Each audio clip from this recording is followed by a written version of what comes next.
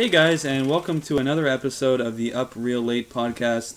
My name is Scott Ellis. I'm joined here by my three esteemed colleagues. First being Adam Franey. Thank you, Scott. Thank you. Second, happy to be here. Oh, nice. Happy to be here too, by the way. Second, Tyler Switulski. I am esteemed. You're esteemed. I am esteemed. Quite. And Tim McGavick. Scott, how are you? We never really ask. How are things, Scott? I'm doing good. We've never actually asked Scott how he's doing. You know what? We're here with Scott today. We're in our new studio. Yeah, new location today. Mixing it up a little bit, but it's still the same old podcast that you guys love to listen to. Feel free to leave comments on how it sounds. Yeah. If you don't like how it sounds, don't. We don't want to hear. Just kidding. Leave whatever you want. I don't care. Yeah.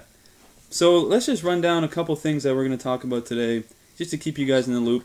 First thing we're going to talk about, as we always do on this podcast, we're going to talk about the last movie that we saw before today, and after the last podcast. So we'll talk about the last movie we saw. We're also going to talk about a movie we just saw, Ant-Man. We're going to do a little review of that. We're going to have a little section of spoilers, and we're going to get right into it. And we're also going to talk about a couple other news topics that came out this week.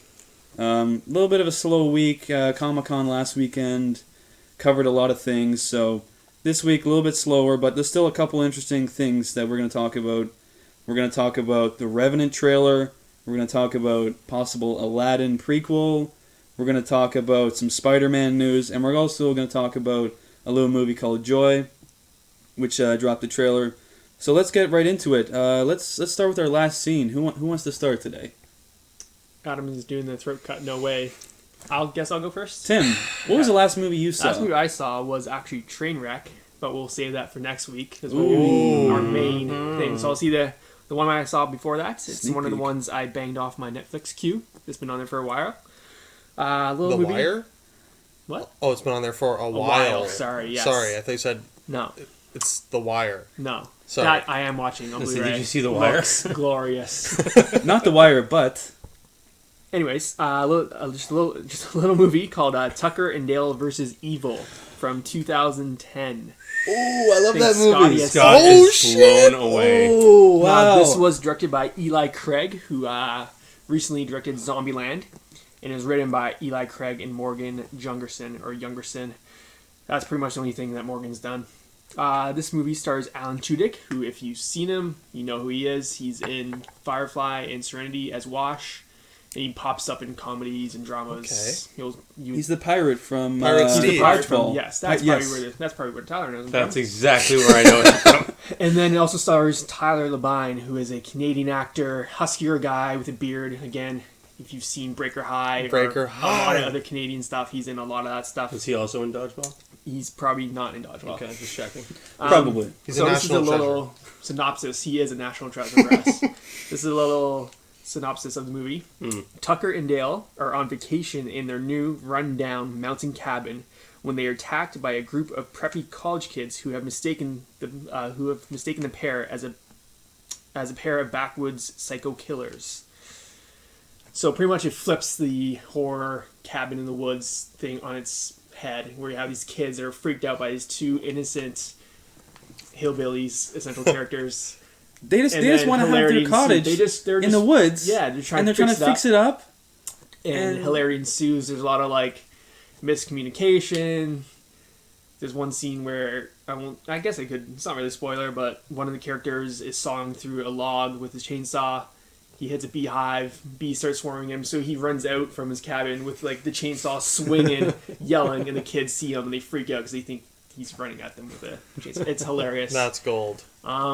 If you liked Cabin in the Woods from a couple years ago with Drew Goddard, it's kind of in the same vein. It's just a comedy horror. It kind of flips all the stereotypes on his head a bit.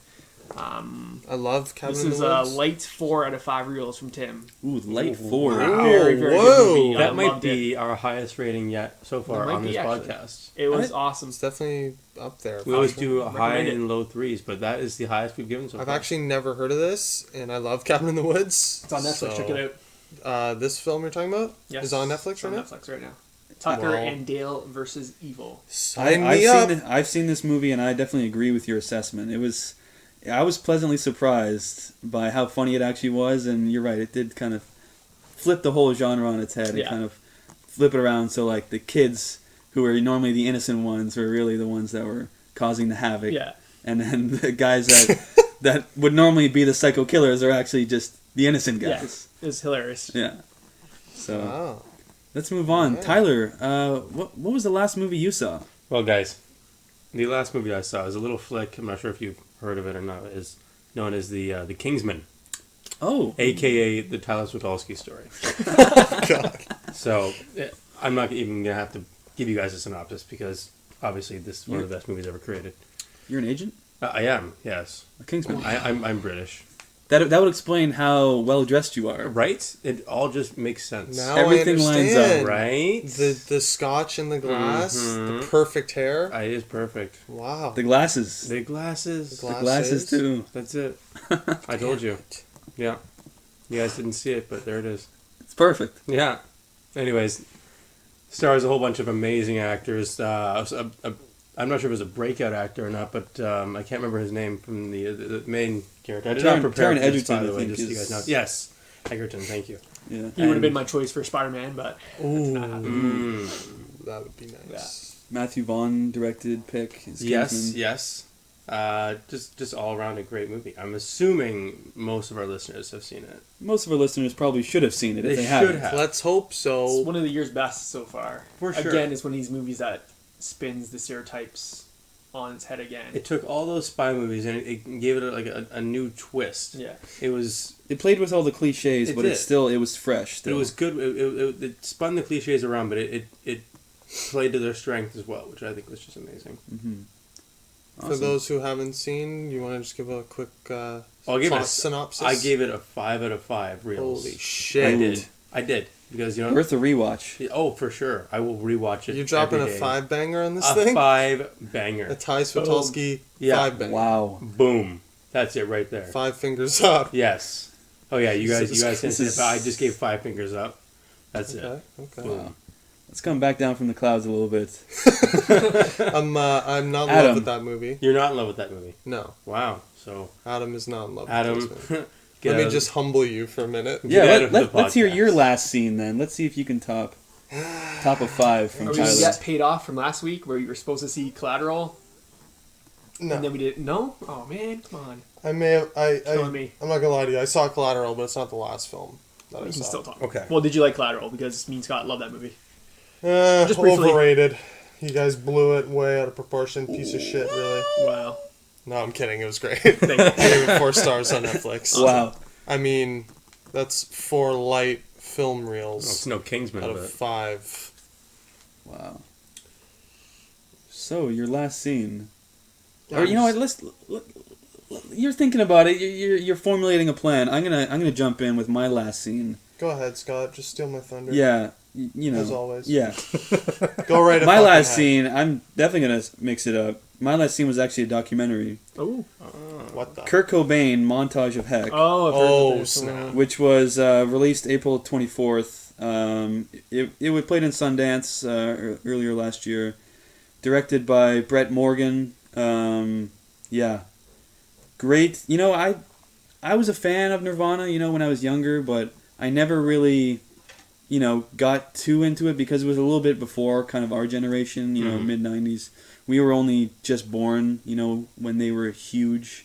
Except for me, I'm like 45. You are. Yeah. You're half dead, Tim. Tim was our age when Nirvana dropped right now. their debut album, right? But yeah, it was directed by Brett Morgan, who he actually, it was actually Courtney Love who approached him to do a documentary about Kurt Cobain's life, and that was back in 2007, so it's been in the works for a number of years now.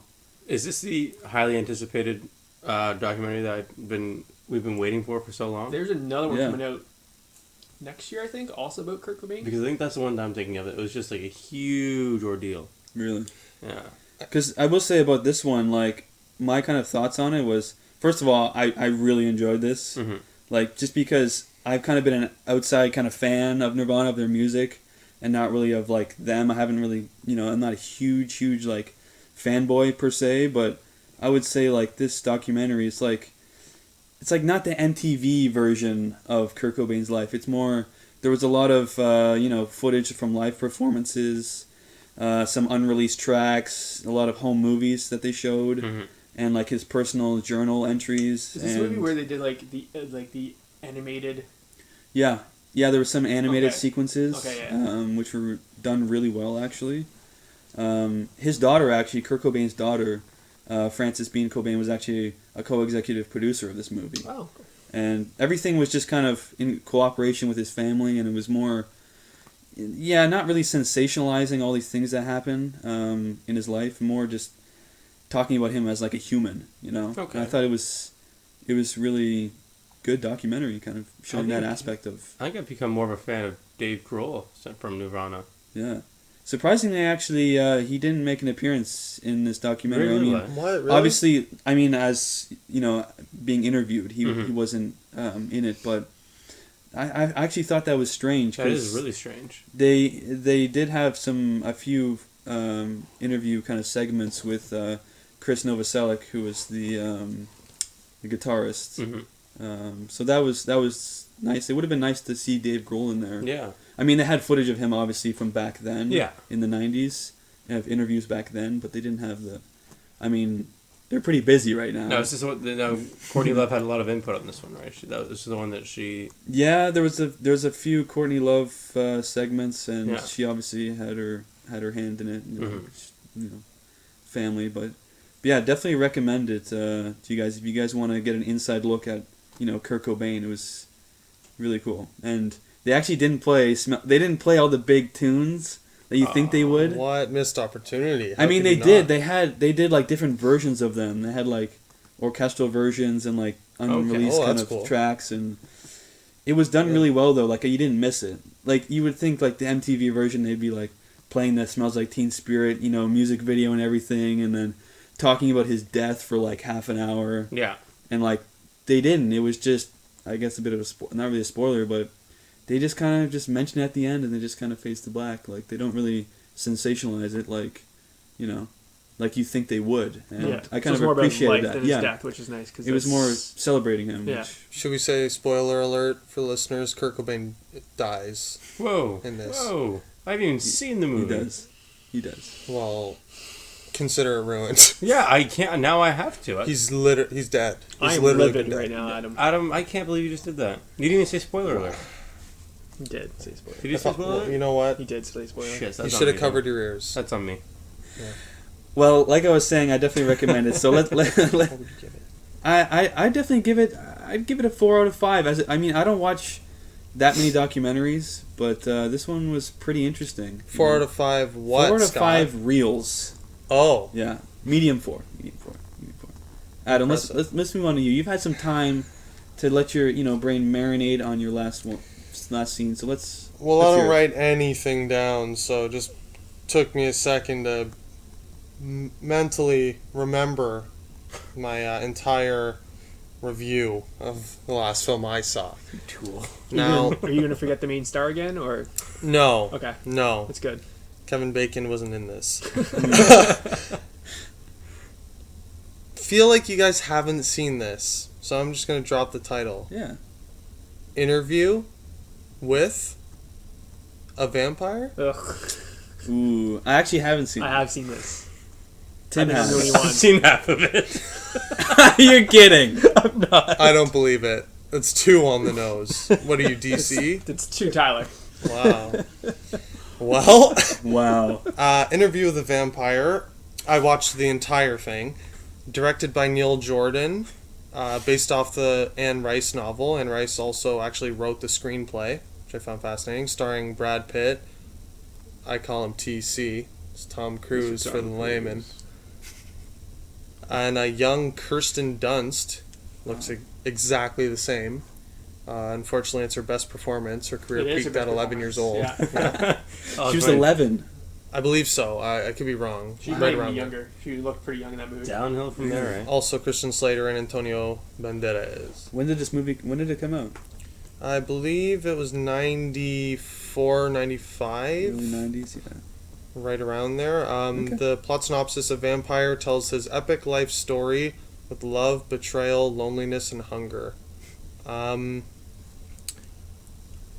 this movie's received mixed critical reviews upon time of release, and still today. It sits on a 61% critic rating, and the average rating out of 10, 5.9. Honestly, not sure why. I really, really like this movie. Really? Tim is looking at me like... Shock. I just told him I'm from outer space. Yes, I am not a big fan. It was good. Probably like 2 out of 5 reels to maybe a heavy 2. Because Ooh, that's a negative. Tim, you son of a bitch. I'm pretty much in line with the critics on this one, I think. Well, underwhelming, eh? But it has Tom Underwhelming. Cruise. Funny you should say that, because first thing on the mental notes, just again via memory, TC stole every scene he was in for me. He was pretty insane, yeah. Love me some TC. He gets a rap as being just a action star. I think he's a great actor, like an actual actor. Yes. Oh, He yeah. sunk his teeth into this role. You're kidding.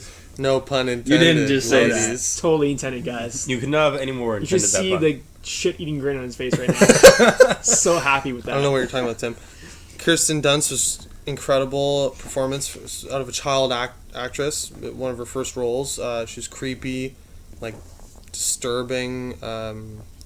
It's not a spoiler. It happens very early in the movie. She's turned into a vampire and she's like reveling in it. Like she seems to be enjoying herself. Yeah. And it's creepy as shit. TC playing against type for once, like I said, just great performance to me. And yeah, Brad Pitt I thought was fine. He kind of had that Didn't blow me early away. 90s Brad Pitt voice going on, Yeah. right? Like right now he has this like really grizzled voice he does in every movie. Yeah. In the 90s he had this like soft-spoken kind of like dreamy kind Definitely. of voice. Mm-hmm. It was weird. He kind of hit his stride kind of like late 90s, early 2000s to like late-ish, but Yeah, it was and weird like he wasn't quite famous yet. This was one of his first bigger movies. yeah, I just loved it. It was like an epic, sprawling tale across like over hundreds of years and took place different parts of the world. Hundreds of years, wow. Yeah, have you seen it, Scott? I have not. You haven't, right? Okay. So definitely intrigued. Yeah, I'd give it 4 light film reels out of 5. I'd Ooh, say. wow, got some high ratings there. It might be my favorite vampire movie. Wow. I'm sorry, Tim. You know, I'm See, I'm Twilight? sorry. Yeah, you don't. How you feel about Twilight? Like, Well, I no. mean, that's a classic. yeah, Yeah, it's just too new right now. that's Okay. fair. It needs Give it a time. decade. Yeah, you got to give it some space. Let it marinate. Okay. Again, You gotta let that thing marinate, baby. All right, let's move on into the meat of the discussion here. And that is a movie we just saw, Ant-Man. boom. Wow. Just released this past week. Our audience is really gonna marvel at this review, I think. I Oh. hate you. I think Adam is literally going through a list of puns Oh, man. and just crossing them out whenever he gets to them. I had half a mouthful of bourbon right before this. I have to be honest with you guys. No word of a lie. You drink bourbon like Tyler watches movies. Why am I even here on this podcast? We've been asking ourselves that question since day Yeah. one. It's Secretly, okay. We behind love closed you. doors, we we're love like, you. guys, should Tyler still be coming to this thing or not? Is this the week we just tell Tyler that we're all sick and we just do it somewhere where he cannot find us? Seriously, next week though. You Yeah, guys seriously. are actually thinking about this. Yeah, bastards. let's move away from that. So Ant-Man, directed by Peyton Reed, starring Boom. Paul Fire gun. Rudd, Michael Douglas, Evangeline Lilly, Corey Stoll, appearances by Michael Pena, T.I. Yeah, great. Bobby Cannavale. Yes. Stan Lee. Can't forget makes his Stanley. Marvel Spoiler cameo. alert. Yeah. Yeah. God damn it. Wow. If you haven't picked up on that pattern by now, you're an idiot. Save it for the Written spoilers. by, I guess it was first started by Edgar Wright and Joe Cornish. No way, I never heard about yeah, that in the Wright news. still got a writing credit on this one. Mm-hmm. Leave Obviously. the puns to me, Tim. Wow. And then Paul Rudd and Adam McKay also have writing credits on it. So a lot of Oh, really? names in the hat. I didn't Yeah, see that. yeah. Lot of They hands came in the back jar. and they did a rewrite basically. Yeah. After the Edgar Wright debacle. yes. So yeah, I mean, you'd think after all those 4, different writing credits that it might get muddled, but not so. So what are you guys' overall thoughts about Ant-Man? Positive, negative? Adam, let's start with you. Yeah. Okay. Well, I noticed a lot of excitement from you guys. I'm getting a lot of positive vibes. Yeah. I can tell you guys had a good impression. I don't want to be Debbie Downer. Wow.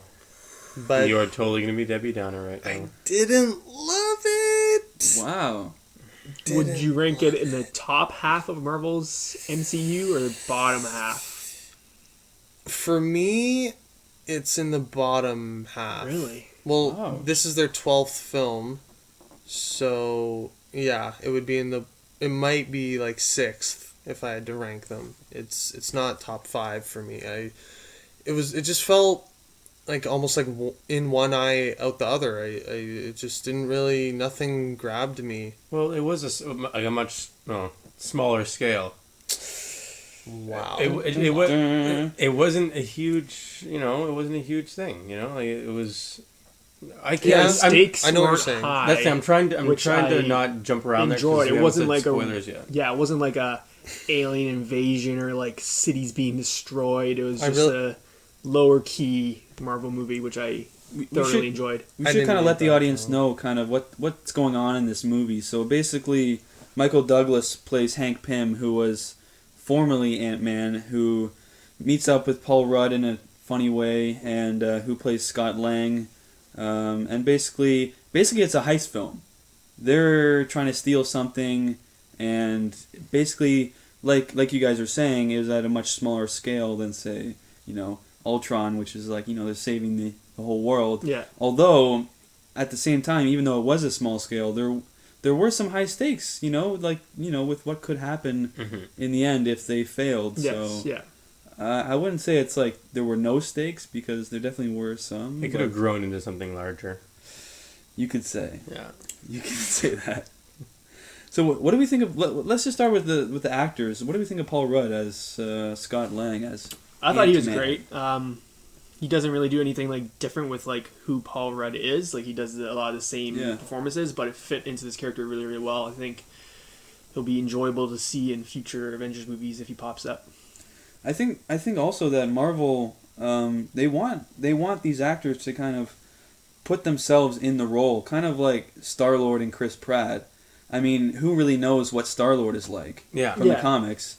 They get Chris Pratt to be himself, and also give some of his personality into what the character Wrote that into the character. Yeah, of Star-Lord is, and they want him to kind of be more himself and make it his own. And I think with Paul Rudd, when you get a comedic actor like that, you want him to show what he can do and kind of, put himself into the role. That's the best part, because it was him. Like seeing Paul Rudd in this movie, it was literally, you could tell it was Paul Rudd, and they were playing to that actor's strengths, and it was really good. Because none of the general audience really know who Scott Lang from the comics are. Really, I mean, that's why you get someone like Paul Rudd who can make it his own and make it more interesting for the audience like that. So I know a lot of people were like very skeptical as to whether or not Paul Rudd would be okay as a superhero, if he was going to, he was going to succeed in the Marvel comic universe. Well, he's looking good. That's without the a thing. shirt. Let's be honest, guys.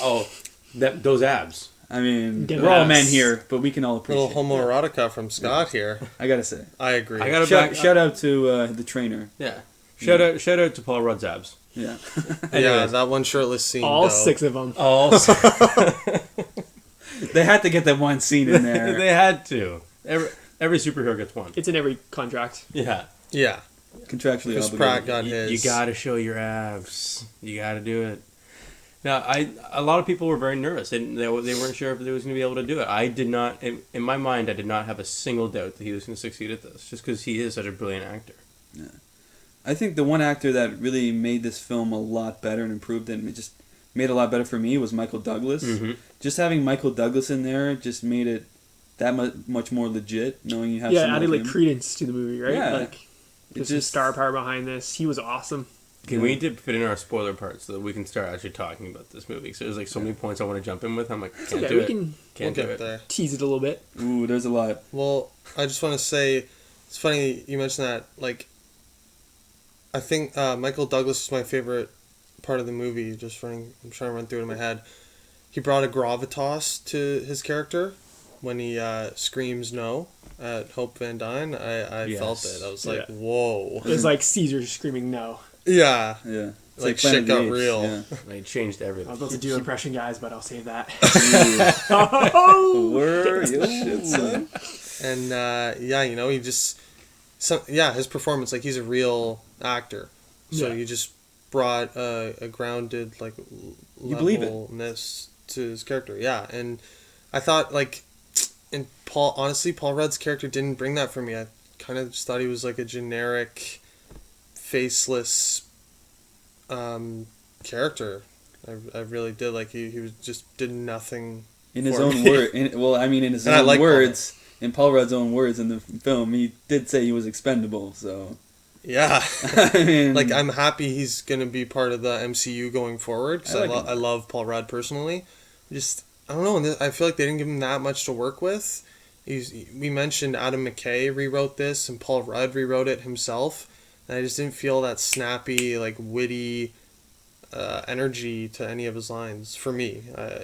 I gotta disagree a little. I Yeah. thought it was really funny. I mean, we got to talk about how funny this movie was. There were some good jokes in Scott, there. how dare you? I think probably the disagree. standout comedic performance was Michael Pena as the Yeah, Paul Rudd's thieving friends. partner. He was hilarious. I loved all of his scenes. yeah, all the scenes with the partners. I like Ti. Scott is, Adam is just tinging. When I- twitching when right I now. heard- oh my god. Are you going to the bathroom? What are you doing? Oh, I'm just cringe. Okay. What's that Michael face? Pena makes me cringe, man. I think he's What is wrong with you? he's. This movie hit all not the with you wrong on this spots. one. Yeah. I'm sorry, guys. It's just Michael Pena. I'm not a fan. I don't think he was okay in Fury. If you guys have seen End of Watch, So you liked End of Watch? It's fine. I didn't like him in it. I don't like Michael Pena. He's Wow. got this reputation as a very underrated actor, I would say so. and he's almost now become overrated, I think, because I don't really like. Everyone says, yeah, he's so underrated. I love that guy, to the point where for me he's been overrated. Like, I don't like his acting ability. Is this the first Wow. big disagreement we're so. having? Yeah. I feel like it's you guys are my girlfriends. It's our first fight. This is very awkward. it's all right. It's all right. Let me have it, guys. Crucify me. We'll move Adam, you past can it. leave. To contrast, Goodbye. for Tim, this movie is top 5 Marvel movies.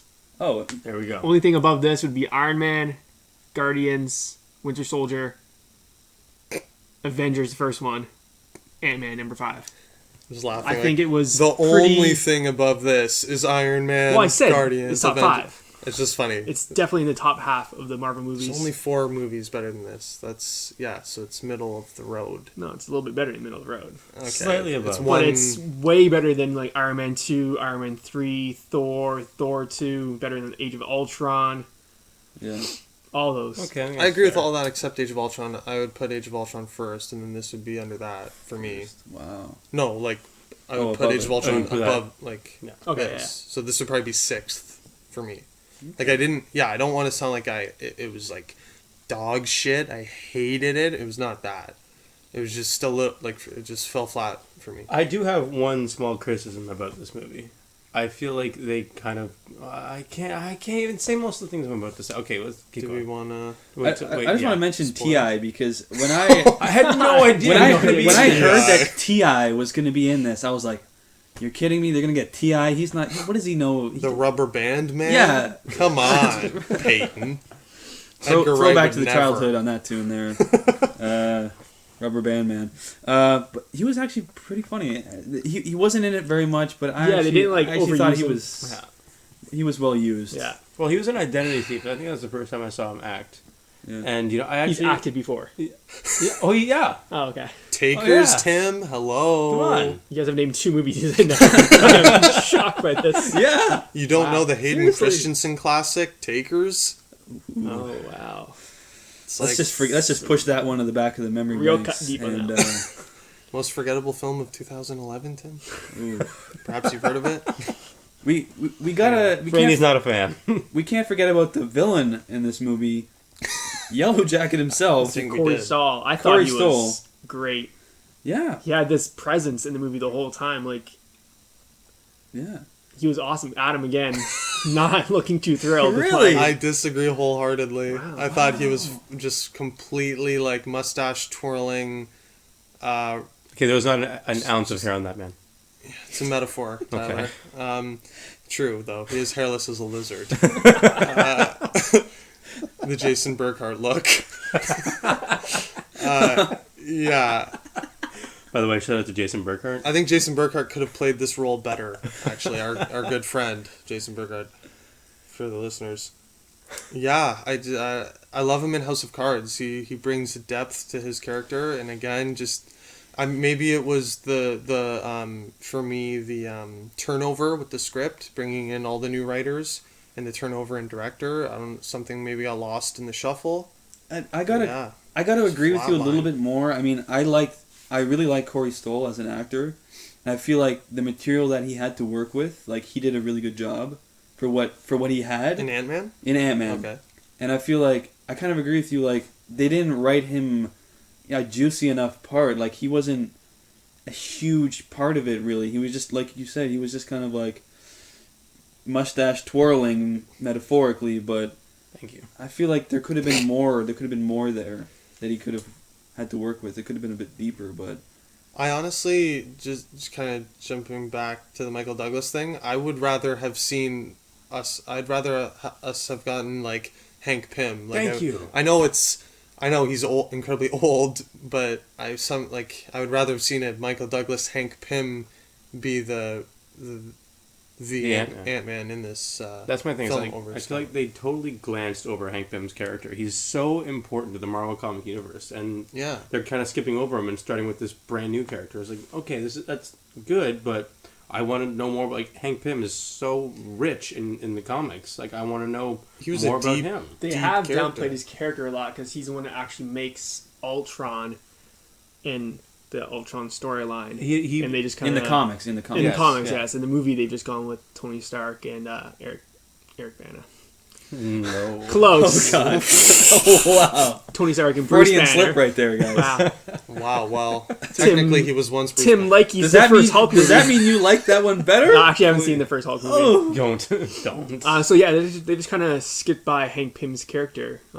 They de-aged him in the intro scene. That Which was looked pretty amazing. I was amazed. Is that at the new level of CGI that we're going for with I movies? hope That was so. incredible. That looked really good. I can always spot like where they mess up, and Spoiler. I couldn't spot it. Spoiler: there's a flashback. Right? There's so much I want to talk. Can we? It's not a flashback. It's literally the first scene in the movie. Let's rate this. Yeah, I think this. I will it's not a say spoiler. before we move on to the spoiler section, I think there's a possibility that we could see more Hank Pym, possibly in maybe the Peggy Carter show, like the Agent Carter show.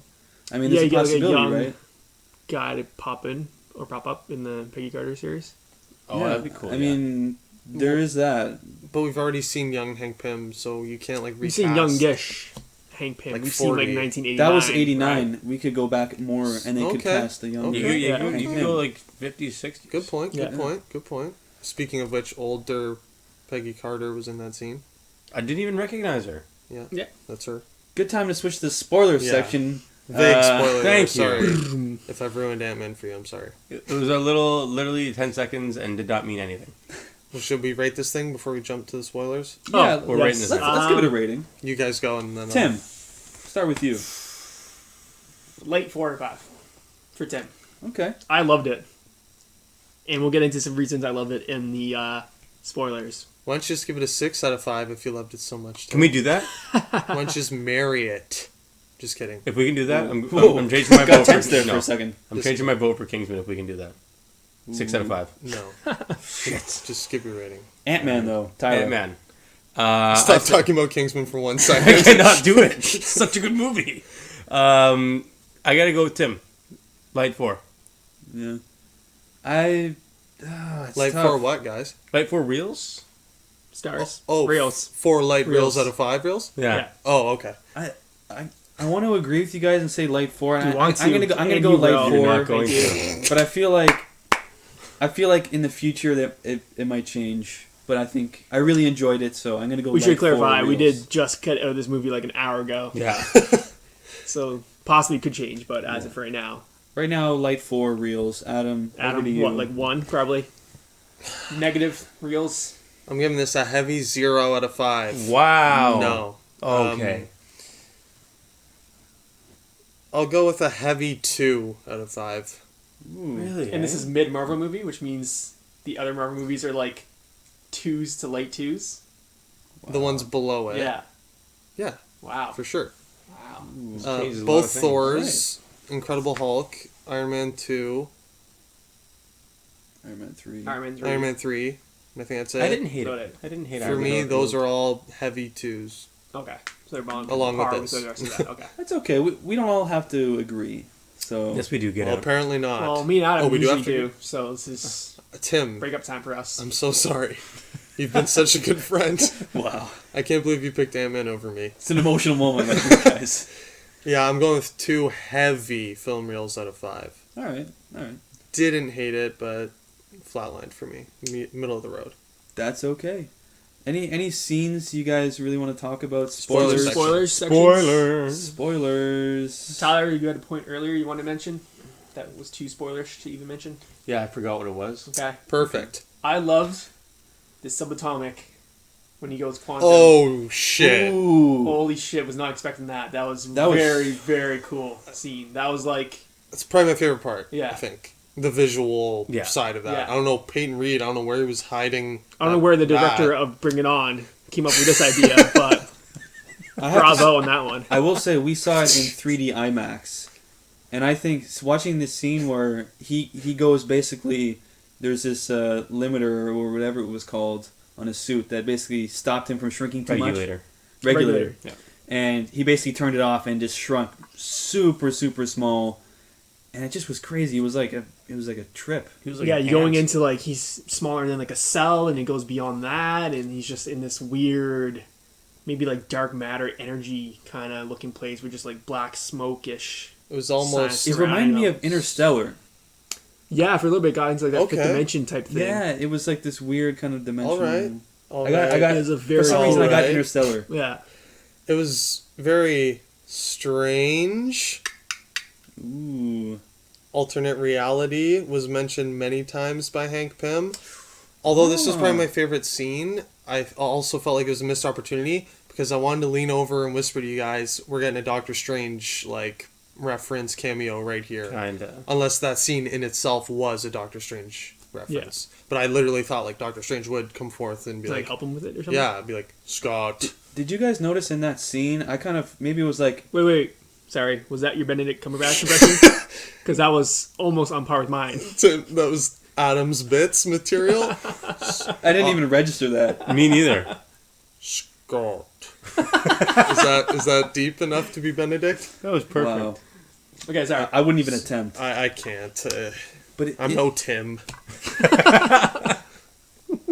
Continue, Scott. That Please. can be Scott, only one. continue. in that quantum scene, for some reason I got this like flash of like one kind of frame of like a silhouette of like the Wasp. Did you guys get that? When he went like No. super small. No. For some reason I thought in like the I think shadow they're or something. leading towards that. There's a Oh, shape. for sure. Yeah. Like, cause I mean she's still in there, right? I mean, Well, if that's even one Oh. place, that's the thing. Like, how can you quantify what that was? Yeah. and where in space? 'cause Exactly. It could have See, been Now, they something- did purposely never show Hank Pym's wife's face. Yes. So do you think it's a character that Ah. we've seen, or...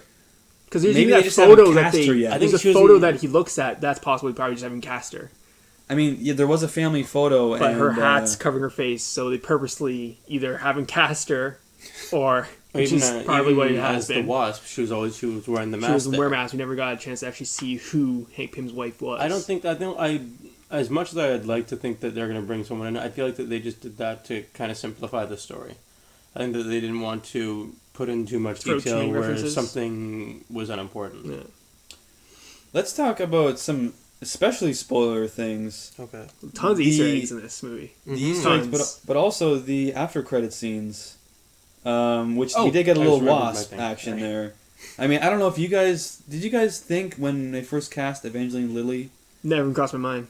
that she would be Wasp? No. Because I'm not gonna lie, I was like, what is she, Wasp? Like it was. That was literally the first thing that crossed my mind. I was like, oh, Wasp, okay. So when I didn't know she wasn't supposed to be Wasp. Yeah, so when the after credit scene came and she got the suit, I wasn't really that surprised. Maybe other people were. Should but we say what the after credit scene is? Like, should we walk through it? I mean, he basically just said Hank Yeah. Pym walks her into a closet and says, "This was your mother's suit." It's also revealed in the movie that her mother was Wasp because he's hiding from her that he says she died in a plane crash. And she's constantly saying, "No, you're lying, you're lying." Then he reveals in like a touching moment that her mother was Wasp. And then she, I guess, will don the suit in Civil War, perhaps, or Probably. Infinity War. I know Ant-Man will pop up in Civil War. Well, I know in the line she delivers is, "Well, it's about damn time," and then credits. And I know Joss Whedon was very open about in the first draft of his first Avengers script, he had Wasp instead of Black Widow. Really? And Kevin Feige actually said ex-nay on the Wasp. Wasp. I'm not feeling the buzz from Wasp. Stop it. And he I know Joss was very salty about cutting her out because it's one of his favorite characters. And so I feel like that was a little bit of a to the jab. fans. Yeah, a little bit of a jab. Yeah, like now Yeah. that Joss is done, they're like, About okay, let's damn bring in the time. Wasp, guys. Yeah, wow. Well, after his graceful bowing out of the MCU where he Very pissed cleanly, on yeah. everyone. We saw a little Falcon action too. We saw a little bit of Anthony Anthony Mackie. Mackie. Just getting wrecked by Ant-Man. Made an appearance. Didn't show so well. Didn't did show not. up. He got beat up a little bit. He got wrecked by Literally, this guy is at the new Avengers Training Center working his ass off. And here's a guy fresh out of prison wearing a suit that shrinks him. He's kicking his ass. Like, what are they doing there? Yeah, It seriously. fed into my middle of the road review. Like, they get, the sixth strongest Avenger to, like, cameo in this movie. When I saw Avengers, like, we should explain Ant-Man goes to the Avengers' new base and has to steal something from there. And I'm like, okay, here we go. We're going to get, like an Avenger. But, of course, it's one of the new B-team Avengers, Falcon. which we're going to get used to because we're going to be getting a lot more of them. Yeah, so I better get used to it. You got to imagine though, like what would have happened if they put a Thor in there, or if Tony Stark appeared. That's true. It would have overshadowed everything, right? So you get someone like Anthony Mackie, who's a supporting Avenger, and you get him, just for one scene basically, and just to kind of tie it in a little bit more. I think it would make more sense that it doesn't overshadow Ant-Man. You know what? Thor's off-world also, I believe. And Tony's kind of like Right. separated himself a little bit from it. Right. Right at the end, he kind Hulk's never anywhere when we of need Hulk's flying him. into space. Oh, right, he's on the jet. Hopefully going into space. Planet Hulk, perhaps? Age of Maybe? Ultron spoilers, by the way. If you guys haven't seen it. Pretty sure you guys have seen it by now. You guys have seen it. Let's be honest. If you're listening to this, you've seen it. It's all right. I want to tell you guys It's about alright. the point where I almost left the movie. Whoa. Yeah. Whoa. Yeah. Okay, hit us. So, it's during the fight when Corey Stoll has the gun pointed at Hank Pym. And then Hank Pym gets shot. Right. If he had died in that moment, I was worried they were going to kill him. I would have left. Really? I would have. Again, it comes back to Hank Pym being such an important character. If they had killed him off and not done him justice, like pretty much like they did in this movie, I would have just left. It would have been cheap. It would have been It cheap would if they have. killed him to just emotionally do that. It would have been too much Yeah. if they killed I him think off. it would have lent something to the story for me. For me, it being a middle of the road film, like to kill my favorite character would have at least hit me emotionally and made me care about this story. I would have hated it more. That's just me. I don't know. I I feel might like have, because we all know the complaint the MCU never kills anyone Yeah. of significance, other than spoiler alert, Russian bad actor Quicksilver man. Bet you didn't see that coming. I was dead on. wow, It's a little ATJ for you. wow. I might have to dye your hair and get a little highlights in there. Yeah, for Halloween, Yeah. you think? Get some Under Armour. Evacuate the The building. kid's costume literally came from Sport Check. Seriously, I could did. look better than Aaron. How Jones. much is this? I would take it. Oh, Tim's bits coming at ya. Wow. Anyways, as you're saying, Scott, it would have been cheap. It would have been a reach. You feel? Yeah, if they just killed him off. But Okay. I gotta mention Anthony. Did anyone else feel the pain when Anthony bit Yes. the ant? Oh, That was so emotional. sad. Or- I'll give it to you. As you may know, Ant 247. Yes. Yes. Or was it AKA. 248? It's 247. Oh, yeah, it's 247? Well, Hank Pym said, or one of them say, "Are you 248 or 247?" I That think was the Hank point. Pym. Exactly where my joke That was was the going. point. Thank you okay, for well. over-explaining my joke. Well, it was hilarious, Tim. Yeah. Anthony though, underrated ant. Character Yeah. for sure. It was kind of funny to see that they actually gave an ant a bit of a character. Yeah. arc. More than a bit. The ants were like the. What did you guys think of the Sixth ants in it? man. Like the actual shrinking, dealing with the ants, them controlling I thought it was ants. cool. I like how they had different ants for different things. So they had ants that naturally produce like a little shock, but when you put them together, they can like short circuit I actually something. learned something from They had this some movie. flying ants going on. They had like ants that are awesome at building bridges to That's get the you goal time. over Yeah. gaps and stuff. It was cool. I liked it. Yeah. Well, You hated it. you guys want me to leave? Oh my God. You know what? I'll leave. Goodbye, We'll just guys. co- Have a good. We'll night. just call you when this part's done. Yeah, can you guys call me when the A-Man review's over? I didn't like any of the ant stuff. I just it felt like reaching, like how can desperate, like how can we make this cool? How can we make ants cool? Well, I think they did. Not for me. I'll be honest. I hate overuse of CGI, and I was really let down. Like so much digital CGI effects, like every sequence, every shrinking sequence. You can't tell me they couldn't have done anything. Honey, I Shrunk the Kids. Anyone? Practical giant ants everywhere. That's what I was Stop. hoping for. I was hoping that's the one gripe I have is that they have a lot of CGI. I was hoping they would have giant sets with like a life-size Thank you. Paul Rudd walking around. Like in that first scene where he's in the bathtub, they can't just like build a giant tap and stuff and just have him walking around that and maybe CGI in like the background, but have like an actual real just giant metal tap and plug. And it's like, I know that takes a lot more time and effort and money. It's like, well, what are we, chopped liver? We don't deserve Yeah, you to it's Disney. put more time and money into your They movie? got more money. They than- have Star Wars too. I mean, it's Disney, Star Wars. Star Wars is using all these practical effects. So would've does that been come nice- down to Disney, or does it come would've down been to nice, like the yeah. director or the producers being like, no, we're going to CGI this, make it real quick? It would have been nice if that trickled down from Yeah. Lucasfilm to Marvel Studios, but So it took me right out of every action sequence, the overuse of CGI. Did you guys happen to catch Michael Pena's whistling?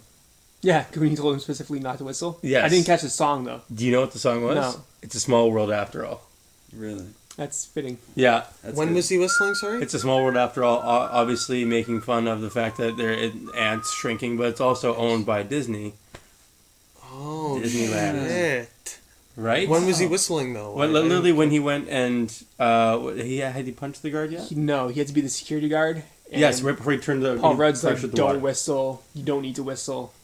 And then the next scene, not is the Andy Griffith Michael Pena show. like whistling. It's like when he had to go and turn the release the water pressure to turn it down so Paul Rudd could get into the. Literally. Were you even there little for Easter the egg, movie? just a little Easter egg. I Did may you fall as asleep well- again? Like you fell asleep in the climax of X-Men with me, and then you Tim, don't insisted tell that the you story. didn't like that movie, and I started explaining parts. You're like, no, that never happened. I'm like, it literally just happened You're trying to tell me that Adam fell asleep in the during climax. X-Men? X-Men what, though? The Days climax. of Future Past. Days of Future... The climax. The big- climax of Days of Future Past. What? Yeah. And I infamously said it was underwhelming, and then Tim was rhyming off incredible moments, and I said that didn't happen, Tim. And then he said, no, you were asleep, and I said, no, I wasn't. But I was. Good defense. I was stressed out A in my moment of defense shame. because my cousin tried to sneak into the film. Shout out to Vito. I know you'll listen. Tried to sneak in, and he got kicked out, possibly banned forever. So I was very stressed out, distracted me. Vito, you ruined X-Men Days of Future Past for me, bud. Wow. But I digress. That's my supervillain cousin Vito. Maybe he'll be on one day. I will say the one Anyways. thing that I thought was really funny was that ant that was the size of a dog that got blown Yeah. up.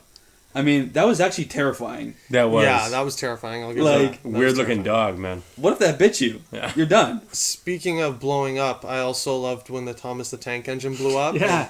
Because that looked practical. That I tra- don't- I think they don't actually know built if like it a giant. Yeah. The tank was definitely not practical. That was Oh, that pretty looked terrible horrible. CGI. Thank you. Yeah. That was brutal. Yeah, that Like, was like brutal. the coloring was off on it and the lighting was off on it. I gotta say, I did not notice that was a miniature tank. who were we with? Mike. Mike was with us. I sat beside Mike Winters. And he literally just pokes at me and goes, "I bet you that's a miniature-sized tank." I said, "No, that's not a miniature-sized tank. It's just goofy." Well, on his keychain, he has before he pointed did out? it. Yeah, before he did he that. actually saw. Yeah. Wow. Yeah, because you saw the tank a couple times and just passing by scenes, and he goes, Yeah. I bet that's a real tank. Like, I noticed that too. I mean, it was pretty obvious. Like when they had a few shots, Yeah. and Hank Pym has, like, it looked like a toy tank on a keychain. Mm-hmm. I mean, you got to believe that it's a real tank. I did not put that together. And when it eventually, gets, put to real size, it was a decent payoff. But you could see it coming from a mile away. I didn't. It felt like a magic device that writers tend to put in these movies, like a cop-out, just to get them out of a sticky situation. Yeah, but they showed this in the you saw this literally in the beginning of the movie. Yes, but that's it was the only. That's what it felt like. Ace in the hole. It's the only purpose to the story. Now, what I thought was going to happen after he goes subatomic, he puts in that has this little disc that he can throw that will make things grow. He put that in his belt to expand back out of the subatomic. I thought they were going to use Ant-Man's. It was blue. Ant-Man's other power, which is where he can grow in size. I thought he would just get to normal size and then just keep going and explode through the house. Yeah, I thought that's how the movie would Let's wrap up. touch on that. This That's is one his new thing power, is that he can also grow super big in size. Well, the comic book lore, I've been wondering this since they announced Ant-Man, and then I saw the trailer, and it wasn't in the trailer. I thought the climax of the movie would be him growing in size, because it is comic book lore. He actually grows to skyscraper Giant man size. it was. Yeah, he goes giant, but they probably felt that'd be too overpowered, so I don't know if they're saving that for him to discover later on. Yeah. The one thing that kind of irked me a little bit, I was like, okay, all right, was that exact same scene where he gets bigger and he presses the button right as he becomes human sized. It's all about timing on that. Mm-hmm. What if he waited a split second longer? He'd be a couple inches taller. Yeah. He'd be slightly larger, He says right? he pressed the button and stopped growing. Yeah, he had to press the button. So Did he? Yeah. When he was in miniature size, He presses to start the thing, but since it's not the usual way of doing it, I guess that little disc would just keep up. There was his no size. regulator. That's what I thought he was just gonna keep growing and then get huge, exactly like you were saying, Tim. oh yeah, And then he 'cause pressed the button to come out. when he goes subatomic, he's continuously shrinking. Yeah, So if he reversed it, you He just should he's continue. continue. massive. Yeah. Maybe when he put the disc in his belt, that made it all more normal again, and it made it so he would just go back to normal size. I feel like that could be a Ace in the Hole type of move to save for Infinity War. Yeah, like a climax where he grows super big and just gigantic fists someone right in the face. They're gonna use it in the future for sure. I think they gotta. Yeah, if they're gonna take on Thanos, I feel like that's a good power that they could where you could believe. How's Ant-Man gonna contribute Thanos? He all right, I'm removing the regulator. I'm gonna try this and go huge and just kick him or something. That would Flick him, definitely maybe. be awesome. Flick him would be funny. Or fist him, like Tim said. Yeah. Definitely just fist him. Yeah, thank you. I thought I was the only one that caught that. But Sounds I saw awful. Franny snickering like a little girl. I think the time has come to get to that final end credit scene. Ooh. Relevant. Very First relevant. end credit scene in a Marvel movie since God knows when. Wow. It's been I a don't even while know. since it's actually one Since that Howard led the Duck. into a new movie. Since Howard the Howard Duck.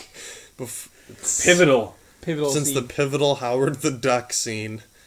Yeah. So in this scene, set the stage, Tim. you got Winter Soldier. His metal arm has been clamped into like a vice grip. He's looking kind of sweaty, kind of beat down, and you got Falcon and Cap just kind of discussing what to do with him now that they have him. They kind of hint that they don't want to call Tony because he's just not really reliable, so you kind of already see some tension there. They don't really have anyone else to call. Falcon says, I know someone. Cuts to saying Ant-Man will return. So what I'm thinking, they get Ant-Man to go subatomic again, get into the inner workings of Winter Soldier's arm, maybe break the arm off, do something with it. Wow. Boom. Good I guy. never thought of that. That could be. I don't know. That Good would, scene though. that Set would up be Civil interesting. War. It's gonna be. Yeah, it was nice to see pretty like a good. relevant I don't know if teaser. I don't know if they're trying to get rid of his arm. I think they're just clamped him so to keep him there. Oh yeah, the clam's just a whole. Like, they're not trying to get rid of his arm. No, but they may. Well, his arm's super powered, and we don't know if he's still like on their side or if he's still kind of mentally, like. Well, that was all the brain, brain like zapping. brainwashed. That's yeah. all So you can blame Robert Redford for that. That was all him.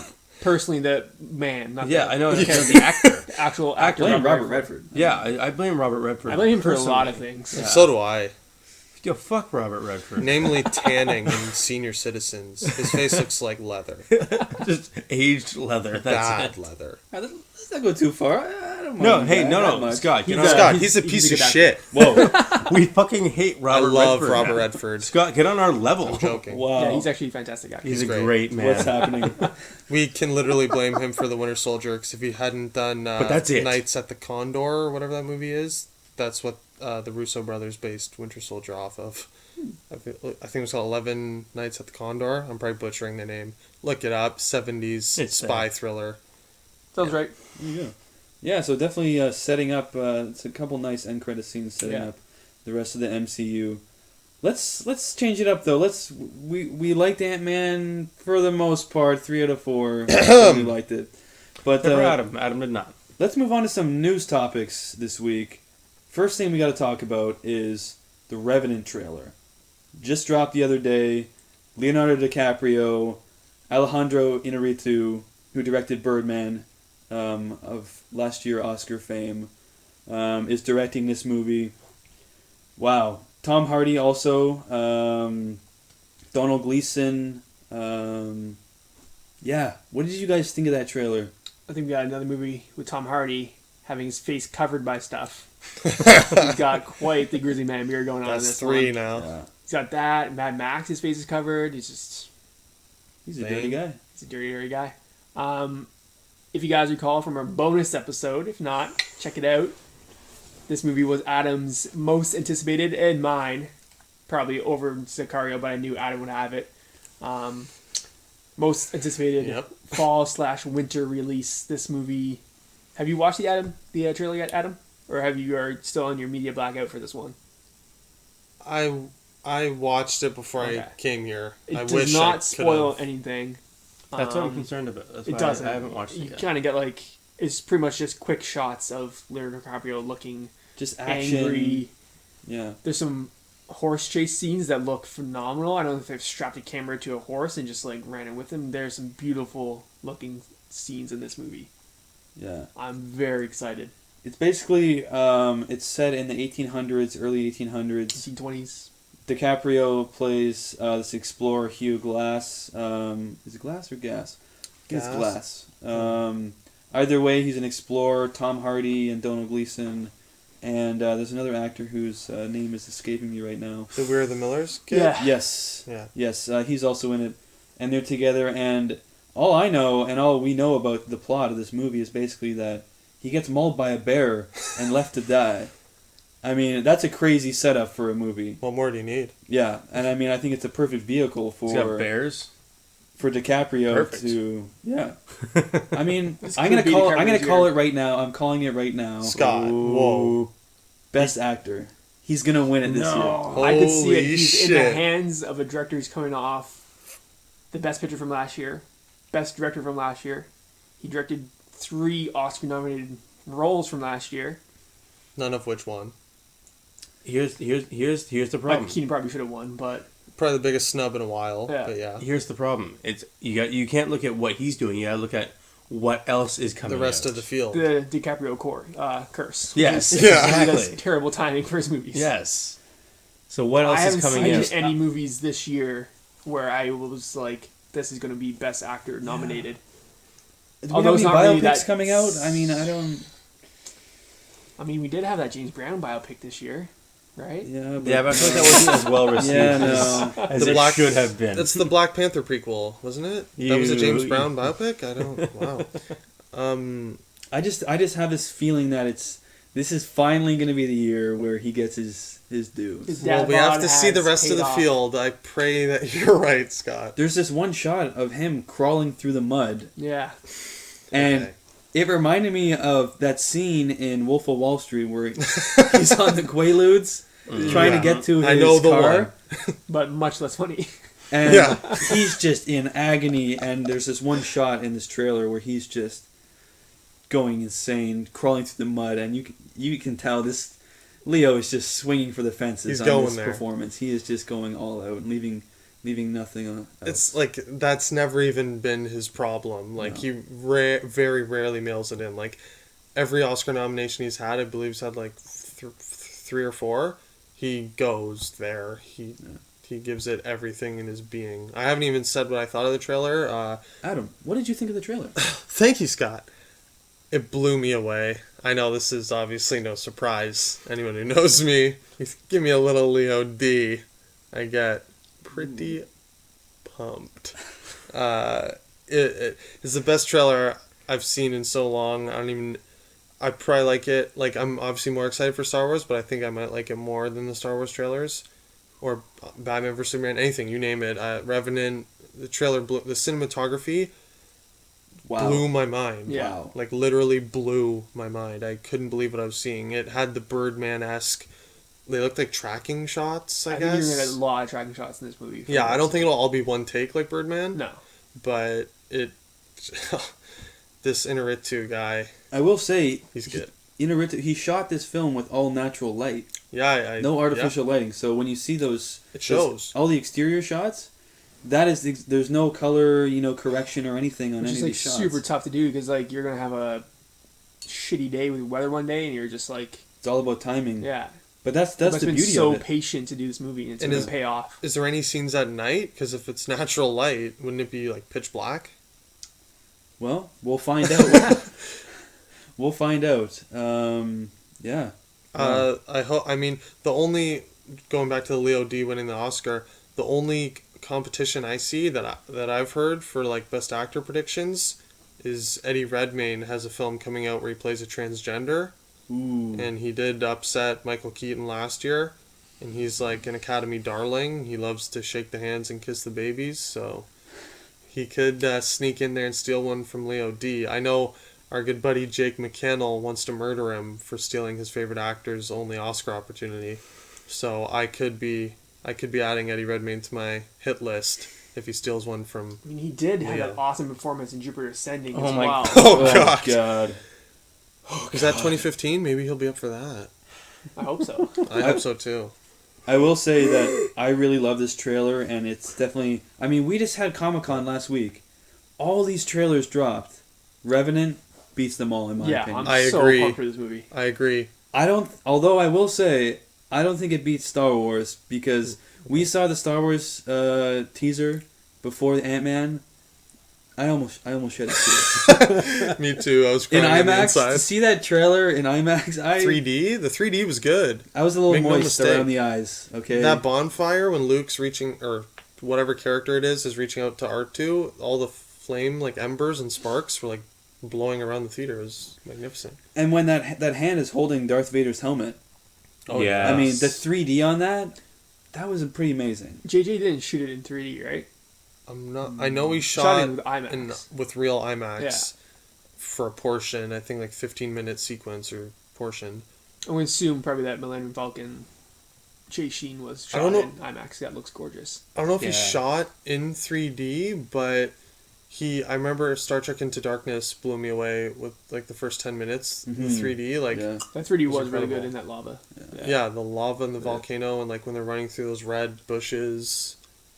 So he knows how to, I guess, adjust. He knows how to use 3D. Properly. He knows how to use it, even if he doesn't shoot with 3D cameras. There you go. Definitely looking forward to that. Revenant, we're all pumped. Sotolsky didn't watch it. Nope. He's dead to me. I'm not by choice. I haven't watched it. I ruined the Avengers for myself because I literally went and watched everything I could, and now I'm trying not to watch. I think for this and for the viewers at home, if you guys see this trailer and don't see anything else, I think this trailer for Revenant, this is perfect. It's just a teaser. teaser. You're not pumped from this trailer, you won't be pumped from this movie. It's just a tease. There's barely any dialogue. There's a little bit of voiceover. There's nothing, but yeah, definitely check this out. All right, ask me about it next week. I'll watch it and then bring it up next week. Episode 4, you'll you'll have seen it. Yes. Let us know in the comments what you guys think of the Revenant trailer too. Let's move on to the next topic today. We're going to talk about Disney doing another live adaptation in talks. They want to do an Aladdin prequel about genies. Wow. A lot to take in there. What do you guys think of a Genie prequel? I mean, how do you do that? Well, if we go with the popular fan theory about Aladdin taking place in the far, far future. Whoa. Whoa! You guys haven't heard this theory? I actually have heard this. So, Genie, What? You've heard of it? Yeah. when he gets released from the I lamp, haven't. Robin Williams' Genie makes some jokes about like actors and stuff from like the 40s and 50s. He makes current day He references. makes current day references. So everyone's like, well, he's been in a lamp, and also this movie supposedly takes place in like ancient times. How does he make these references? Leading credence to the fan theory that Aladdin takes place centuries ahead, after like wars had happened and like the Arab culture is like one of the last cultures left, and the magic carpet is actually not magic but like some tech that has survived. Don't stop him, Scott. Don't stop him. Let me This is jump blowing in. my Let me mind. jump in. Adam and, looks and poke a little hole in your theory. I'm there. in for this Okay. movie if that's the plot. It is also possible that Robin Williams' Genie is a time-traveling genie. Okay. And he's actually from the future, and he traveled back Stupid. through the lamp. I mean... Unrealistic. Hate it. But how do you guys think they're going to deal with the whole Robin Williams situation? Do you think it could lead into that somehow? I mean, you can't replace Robin Williams. I mean, what? How do you guys think? You can't replace him and you can't reuse him. That's the thing. You can't, like, there's no way of using... I hope they don't reuse him. That'd be really It'd weird. be very uncomfortable. You know, like, how can you cover something like that? Have you guys seen the previous slew of Disney live action movies that have come out? Yes. Like Maleficent and Cinderella. I've seen Cinderella, and I really enjoyed Cinderella. Cinderella's actually not bad. Yeah, I think it was done really well. Yeah. So I have a little bit more hope for this, for what they're thinking of it doing in the future. I'm really looking forward to the Beauty and the Beast adaptation. Mm-hmm. Yeah, they got a great cast going on there. Yes. And there's Jungle Book, but I'm more excited for Andy Serkis's Jungle Book, where Yeah. he's doing most of the motion cap for it, as well as Of directing course it. he is. And Can't keep there's them out talks of of a Little Mermaid live action, which would be interesting. I know Sofia Coppola was attached, but I think she left the project. I'm not sure. I think we're all okay with that. But yeah, a Genie prequel. I mean, It'd be interesting to see how they go about doing it. how they delve into that, how they tie it in. Definitely interesting to see. I have a question. If it's... So, it would be a live-action Genie prequel. Probably about how he gets trapped in the lamp. I would imagine it's kind of leading up to that story. So is this gonna be a CGI Genie in like a live action? No, they'll get a real genie. You think they'll get a real Yeah, Genie? they can get a They're real gonna have one. to. They're gonna have to get a real Genie for this. I mean, Nothing else will. Okay. Well, let's hope so, because I hate CGI. I think what I heard was that they were gonna go kind of delve into the backstory of how genies become genies, how people become genies, how they get stuck in the lamp, the rules behind Okay. wishes and all that stuff, and kind of going in a little bit deeper into the mythology. You're there. selling me. I'm intrigued. So Which, if you Yeah. recall, he actually For some- mentions his last master. He goes right at the very beginning. You're a lot shorter than my last master. And he's like, he references him at that point. And there's one more point where he mentions him as well. So they kind of already set it up for that. yeah. was really that small. Ty's bits? Was No, that That was Robin Tyler's Williams? impression of Robin Williams. For some reason, Nailed it. when I heard about this, Why do I have the best impressions today? Yeah, it's crazy. today we're actually not going to have a Tim's Bizarro. Bits section. We're just going to intermittently just have Tim's Bits. Okay. I'm prepping for my Christopher Walken monologue from Pulp Fiction. Oh my god, Stay episode tuned, 4 guys. preview. Ooh. But for some reason, when I heard about this Genie prequel idea, I got like a Green Lantern Corps kind of idea. Like, Holy shit. And like an army of genies. yeah, like a bunch of genies. Like Scott. training to be genies and all this. I don't know why. Are you saying you want Ryan Reynolds to be the Genie in the Genie prequel? No. Okay. I do think they could go more comedy because they had Robin Williams. I mean, you can't really top it. But I think it's kind of like... It also reminded me of the Ghostbusters remake. You get a different kind of comedic actors. For example, you get some women comedians that are great, just to mix it up so it's not, it takes the focus away from like Dan Aykroyd and Bill Murray, because you can't replace that. That's and it's true. kind of the same with Robin Williams. You just can't replace that, but you can do something different and interesting with it.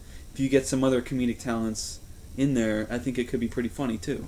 I think the biggest question that remains about this proposed Genie prequel, that is just a rumor, right? Or is it confirmed? Oh, it's happening. It's happening. confirmed. Yeah. Yeah. There's just Okay, it's well. pretty newly confirmed, so there's like nothing really. No attached to director, it. no actors, no writers. Well, we're nothing's getting this confirmed. thing. Regardless, apparently. It's coming, though. Regardless of what we think, we're getting it. Yeah. So the only question that remains is, will Gilbert Gottfried reprise the role of the parent? That is the only question. I hope so. That's all I care about. If they at least get him in for a cameo, just give him a Yeah. cameo. And I want Gilbert Gottfried in all practical prosthetic makeup as like a parrot. Giant A toucan, or Giant whatever it was. parrot. Please. Doing the mocap, just like Cumberbatch did, Smaug Yeah. in The Hobbit. Smaug. That would be They had nice. Cumberbatch on all fours doing some lizard movements, some dragon movements. Yeah. If where they he's could, best. if they could get Gilbert Gottfried into a mocap suit, doing Literally some bird flapping, flapping wing his arms flapping. around like an Does idiot. anyone dare attempt a Gilbert Gottfried? No, I was going to, but I'd just be yelling at the tablet. It would just be me yelling at the tablet as well. Yeah. Let's save that for another day. So let's move on to the next. I'm gonna do it. Oh, well. Hey! I hope they give me a role in this movie! That's Wow. little It Gilbert wasn't Gottfried. whiny enough, but not bad. Yeah, it wasn't terrible. You could have put your heart into it a little bit more. Could have Yeah, pushed it was a little further, but half-assed. It was. I get nervous in front of Tim because it's like singing in front of, Tyler. Michael Jackson or Oh. something. Right.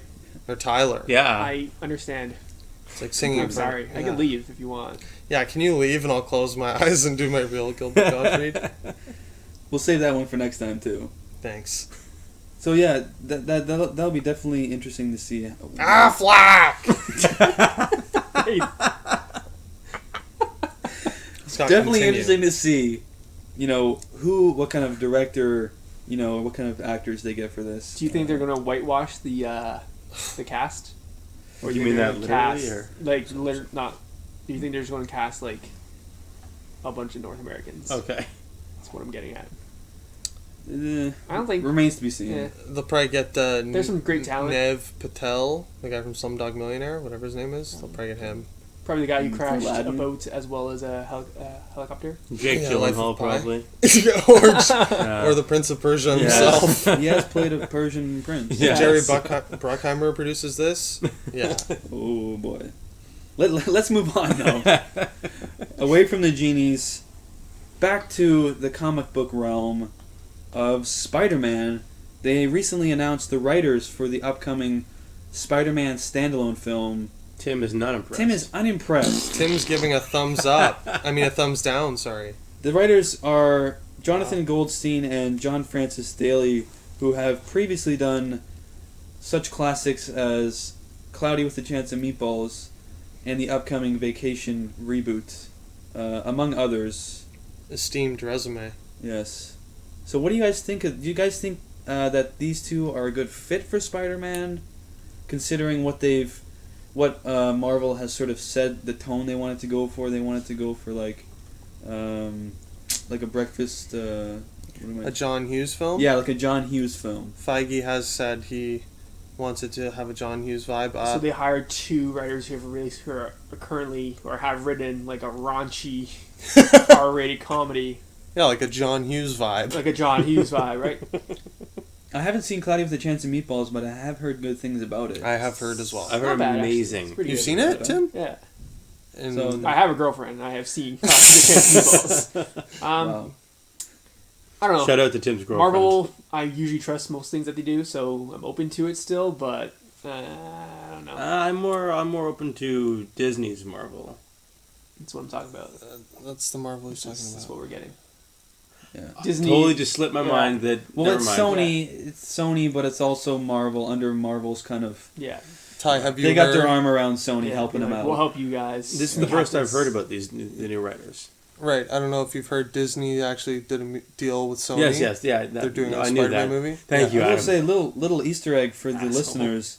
If you guys ever watched the underrated show from the early 2000s, Freaks and Geeks, John Francis Daly actually stars in Freaks and Geeks. Yes, that's the only reason I'm happy about this. Yes, He's the young kid. amazing. Because he's acted before. I forget his name No, in Freaks and he's Geeks. a funny guy, and he kind of has like that nerdy Peter Parker-esque Awkward kind of feel to him. Yeah. Okay. So if he's kind of like basing that off, because I figure he probably had a pretty nerdy growing up life. So I figure if he takes some of that experience into like the Peter Parker high school experience, He's got a good handle on Yeah. the same kind of feelings. yeah, I don't know. I kind of like the choice of, and Marvel. I do like the choices that Marvel's been doing in the past. I mean, to get the Russo brothers, like what, and like Peyton Reed, I think did a good job with what he had for Ant-Man. These choices, when you look at their resume before they do these Marvel films, a lot of them you're like, you kind of shrug. you And kind of like, think, I Not don't so know. impressive, yeah. But I think I have faith. I have faith that these two will hopefully do a good job. Well, you have to imagine these aren't blind hires. Like, I'm sure Feige's gotten his hands on a copy of Vacation. Comes out, I think, 2 weeks from now. So I'm sure he's familiar with the resume. And even if they weren't, I'm sure these guys have to submit, like, a skeleton of a script, like, For or sure. some sort of Their ideas, pitch, yeah. right?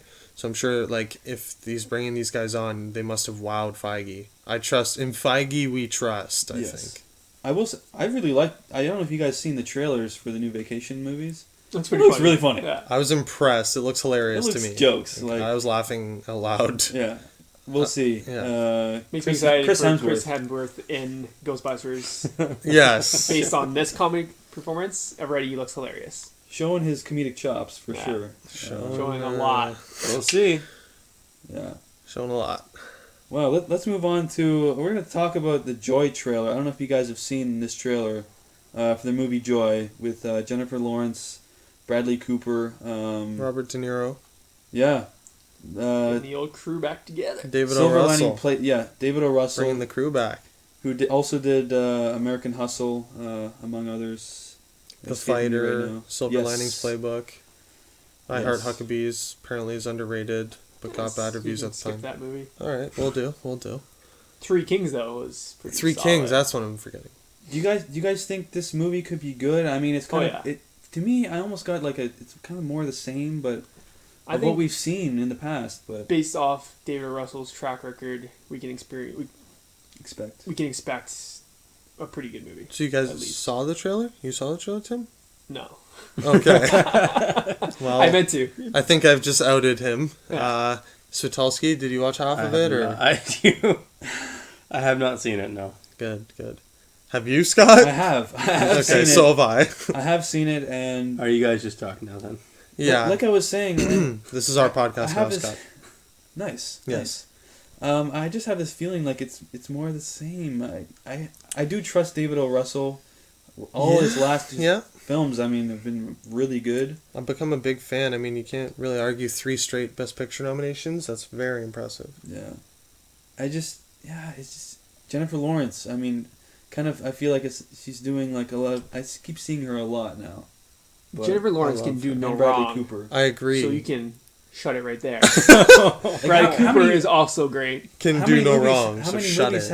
have that pair done? Oh, like 3 in a row now. They've done Actually, a lot. no, they also did that Selena movie or whatever that just Yeah. came out that flew. Are we gonna get Lawrence radar. Cooper Yuck. fatigue, or do you They guys should think probably they're break gonna up keep- soon and start doing their own films again. But Yeah. I think Jennifer Lawrence is like the best working actress right now. Really? Like, at least young and upcoming. yeah, not including Meryl Streep. She's like, you have to take out Michael Jordan of like best basketball player conversations, right? I think Jennifer Lawrence is like the best active actress. So Wow. if she's leading a film, You heard it I'm here, gonna see guys. it. You heard it here. Well, yeah, breaking news. Jennifer Lawrence is great. good. She's good. She can act. Bobby De Niro, one of the best of all times, and a top 3 working actor today, Bradley Cooper, Yeah. who's killed it in like everything he's been in for me. He's choosing a lot of right roles. I think we said the 3 Best Picture nominations in a row for O. Russell. He's had 3 Best Actor nominations in a row for Silver Linings Playbook, American Hustle, and American Sniper. Yeah. Wow. One was Best Supporting Actor for American Hustle. The other 2 are Best Actor. I will say in this trailer, I don't know if he plays a huge part in the movie. Yeah, he seems like a smaller part. Smaller part, but the movie focuses around her character, Jennifer right? She's like a Lawrence's matriarch of like a company of some sort over like decades. Yeah. So I'm still not 100% sure about the plot, but it was just a teaser. There wasn't a whole lot of. It was just a lot of shots. Well, from what just shots and shots, not much dialogue, not much information about the direction the movie's going. It's more of like an abstract trailer. Yeah. It's not like a plot, like spelling out the plot. But from what I read, O. Russell incorporated parts of other famous inventors' lives into this story to kind of create a bit of his own, but it is loosely based off her events. She plays Joy. I'm not sure the last name. Joy. She's a female like inventor, entrepreneur. She went on to make, I think, like billion-dollar inventions, or at least in the millions. I think she made like the Quick Mop or something, or like a Swiffer type thing. But I feel like they didn't really need to do much because when you have Jennifer Lawrence, you have Bradley Cooper, David O. Russell. That's all you really need to sell a teaser right now. You just roll out the cast names, the director name, and I think people know to see it for Oscar buzz. Mm-hmm. Let's move on to one last topic. I just want to throw this out there. Came out today in an article from the BBC. Sam Mendes, you guys would know, is directing the upcoming Spectre. James Bond. At least one of us knows this really well. I'm awake now, guys. Yeah, Ty had nodded off, I think, but he perked up when he heard Mendes. He says in talking about doing another Bond movie, he said, I quote, "I don't think I could go down that road again," and I think, end quote, and I think we all kind of knew that this was going to happen. That he was pretty. It wasn't even a lock that he was going to be back for Spectre. Yeah, he wasn't. That was the thing. He wasn't going to. He said no. He decided to go back, and I think we can all, we all kind of like that he came back after Skyfall. Of course. But yeah, I think we kind of saw this coming, that he wasn't going to be back for another Bond movie. You guys think this is a good thing, or who do you think would be another good pick, to pick up from what Sam Mendes has done? I'll let the resident Bond expert speak first on the matter. Tyler. You know what? I think he's done an amazing job. I would love to see him do another one. But of course, if he doesn't want to, then you don't want to phone it in, right? Yeah. So I think Christopher Nolan, would be how could you not an excellent choice. Fincher, perhaps? Possibly. David Fincher. Nolan is a dream of mine to do a Bond film. It's like on my bucket list. I'd love to see that. Yeah. I think he'd want his own Bond though. It would be very different. Yeah, I don't think he'd want to step in. Yeah. He'd want to be a part of the next the reboot or whatever after Daniel Craig. I think. Well, chances are after this one, the rights go back up, and they might not make him fulfill his 5th movie contract. What about the director of your favorite movie of this year, Kingsman? Yeah. Matthew Vaughn. He would not be doing a good Bond movie. You don't think so? I think he would do a very good action spy movie, but Bond is just so nostalgic. There's so much. Yeah, it's not an action spy movie. Yeah, it's you know what? James Bond isn't. I think he'd love to after seeing Kingsman. It might be too close. I think it'd just be like another Kingsman. That's the thing. It would be different. Matthew Vaughn's a different kind of guy. I think it'd almost be cheeky. I think he'd love that. He'd love to do Kingsman and follow that with Bond. Yeah. And I think he would blow everyone away. I think it'd be not like his campy style. I think it'd be very serious. I don't know if he's would he have the time on his schedule, because I know he's. Okay, I don't know. He might be. Is he's doing the Flash Gordon remake and everything? Do you guys hear about that? Is that confirmed? Yeah. Yeah. So. Confirmed? I think it's like a passion project. I didn't hear that was confirmed. Flash Gordon, Matthew Vaughn, Flash He's Gordon. also pretty much married to Mark Millar right now. Yeah, they are in love. So, well, and they need to fall out of love. Matthew Vaughn needs to move on to some other projects. Like to Bond. I will say in the same article, he also said, not revealing much, but they also said that the title opening song was finished. Yeah, it's kind of interesting. I mean, it would be nice, to know who was actually doing it. Yes, and I've heard quite a few things about this. Oh, really? Yes. For the longest time, I thought it was going to be Sam Smith, which I was actually very excited about. I read that last summer. And apparently Sam Smith has come out and said that he is not doing it. Damn. I heard rumors. They usually get pretty popular. And he's pretty big right now, and he's got a great voice. It would definitely be a good fit for a Bond opening title song. I think that would be a good fit. Ellie Goulding, I heard. Okay. That's a rumor right now. It is a rumor. It is a rumor. But sounds pretty. It sounds, it could be okay. Now I'm 45, so I don't know who this is. You don't know who Ellie Goulding is. Your kids probably listen. I probably know a song, but I can't picture you'd her know face the at song. all. She's sang on a bunch of different artists. Awesome. Like DJ songs. Yeah. I love DJ songs. Electronic artists who get female singers. Soak this stuff up. Yeah. So take it in. But she's also done some solo stuff. So you heard it here first. Matthew Vaughn is doing the next Bond film, confirmed by Up Your Lip. Come on, guys. He did Layer Cake. He got Daniel Craig the Bond role. That's true. Layer Cake is not campy at all. Layer Cake is almost a Bond movie. Layer Cake feels different than yes, you do. the rest of Matthew Vaughn's movies. For sure. I think he would like to go back to it, a little sneak peek of maybe a little hidden gem recommendation in the future. Maybe Real recommends. Yeah. Layer Cake.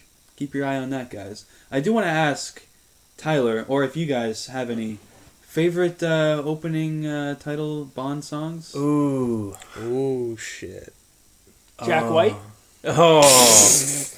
From the Hit him where it hurts. absolute treat, Quantum of Solace. That's right up there with Moonraker, Tim. I'm kidding. Yeah. We know you hate Moonraker. Just brutal. Oh, can I just interject? Yeah. I was telling my mafia cousins that look like they're from The Departed, according to Ty. They do. Every single one of them. I was telling them today you're the resident Bond expert. And Cousin Vito, I mentioned him earlier, took offense to this. He claims he's like the biggest Bond expert of all time. Tell me back to Boston. I will. And they might have to go into hiding. I told them you hate I know. Moonraker. You always reference it as being a turd, right? It is. Yes. So I've heard that from other people too, and they were like so offended. They're like, "What? That's the one with Jaws. We loved Jaws growing up. He's our favorite villain." What do you have to say to this? Get this on tape. Well, you know what? So my cousins. This was if they knew anything, they would know that this was the second movie that Jaws was in. Well, Jaws. There you go, baby. First came in The Spy Who Loved Me. Hear that, boys? That's why Switty is the number one Bond expert. A train Yeah, sequence. train sequence. Oh, bites to the cable. Suck it, Vito. Yeah. Oh, wow. Let's create this beef. I love this. Yeah. Favorite Bond song? Favorite Bond song. Favorite Bond song. It's I gotta throw mine out there. Yeah. Paul McCartney, Wings, Amazing. Live and Let Die. Of Of course. course. That's probably the one I know the most. Yeah. Well, it's an incredible song. No one even references just the vibe it of that Bond. song. Like Just that song exists outside of Bond movies, Yes. right? Yeah. Which is why my favorite is Skyfall by Adele. Again, transcends Bond. It's just a great, beautiful song. I have to say, like, I'm looking more towards the earlier ones with Sean Connery. Name a few. I don't know any. I know Tom Jones did one, and it was phenomenal. Okay. Who's Tom Jones? Seriously? I think I know. This is a movie podcast, not a music podcast. Yeah, we're not. It's not unusual to be loved by anyone. That was Tom Jones. Yeah. Got it. What Snoop was like? That was Tom Jones. All right. Anyways, I wouldn't be. There's so many amazing ones. I don't think I'd be able to choose. I can tell which ones I didn't like. No, that's interesting. That was I want to hear that. Yeah, so it really comes down to what two do you hate the most? Definitely. See, I hate saying this because I don't want to think that you guys are just. I hate it because of the movie, because the movie was garbage, but Quantum of Solace. Yeah, that one was bad. Yeah, it's a terrible. Yeah, that was Jack White and Alicia Keys. And Alicia Keys, you know, and you know, two great artists. That's the thing; they're both amazing artists, and you'd think that when they got together to do the song, it would have been good, but it just was not. Yeah. So you know what? Skyfall and Live and Let Die are the only two I know. I'll be honest with you. Yeah. I haven't seen it. I haven't seen all the Bond films, but I have a feeling that the Octopussy theme is probably not that good. It wasn't amazing either, but I have to say Dr. No, which is the first Bond movie. It didn't have it had like very it was an orchestra. It was an orchestra piece that did it. They didn't really have like a whole there was no singer, it was just like an opening scene.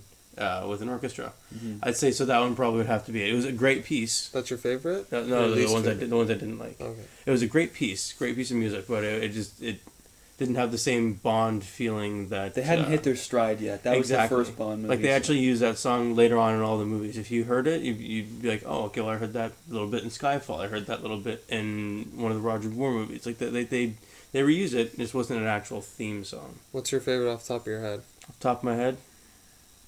What comes to you when I say Bond theme? What's your number one? Live and let die. That was amazing. No, I'd have to go with Tom Jones' song. I believe it was Thunderball. It's impressive. Yeah. I'll look it up. Yeah, it was good. It was very good. Well, with that will conclude our third episode of the Up Real Late podcast. Thanks for tuning in, guys. Thank you. Yeah. You can follow us on Twitter at UpRealLate. Find us on YouTube. Just look up Up Real Late Podcast. We'll pop up now. I've looked at it, and we do come up. Beautiful. Yeah. That's what I like to hear. You can follow myself at Tim James N. Again, I don't really post that much, but you can you can follow me on the Twitter. I'm at Mogi6, Mogey 6. I am now getting better at posting. I've blown the dust off my account, and I'm ready to get it going again. You can find me, Adam, at Franey25, FRANEY25, all one. lots of sports. You're going to get a lot of sports. You're going to get some honest movie opinions. Yeah, and if you don't like it, fuck you. Mine's all witty humor and wordplay, really. That's all I really post. You can find me at S_Ellis71 on Twitter. I don't post a whole lot, but hopefully I'll be posting more in the future. I feel like it's just kind of pointless for us to all put our handles out there. We all just kind of end it with, we don't post a whole lot. Not me. I post, You know what? people. Follow me. If you guys Almost too much. Yeah. Almost too much. If you guys have any questions that you want us to answer, you can tweet at us to any of our Twitter handles at UpRealLate, or leave it in the comments section below, and we would love to take your questions in the future. You can also email us, upreallate@gmail.com, or even leave comments on our WordPress sites. That is upreallatepodcast.wordpress.com. And So with that'll do it. So thanks, guys. like and subscribe, please. Thank you. Bye. Thanks, guys.